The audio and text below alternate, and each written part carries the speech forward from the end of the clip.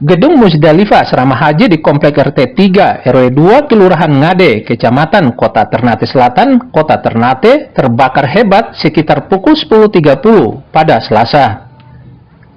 Kebakaran ini membuat pegawai panik dan menyelamatkan diri dengan membawa sebagian barang.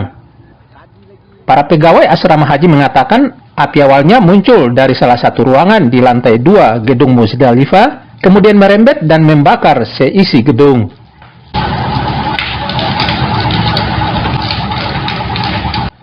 Kebakaran baru dapat dipadamkan setelah 4 unit armada damkar milik pemerintah Kota Ternate dikerahkan ke lokasi. Kurang tadi informasi ke posko pemadam kebakaran kurang 5 jam 11 kita menerima informasi, langsung kita kerahkan 4 unit ke lokasi kebakaran dengan personil sekitar 10 orang, tambah juga tenaga bantuan. Mungkin kendala permasalahan lapangan, lokasi kejadian juga. Kemudian sekali lagi saya ucapkan terima kasih kepada warga Ngade yang sudah berupaya membantu kami pada saat kebakaran.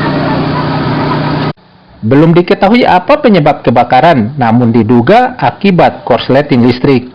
Polisi kini tengah menyelidiki penyebab kebakaran ini.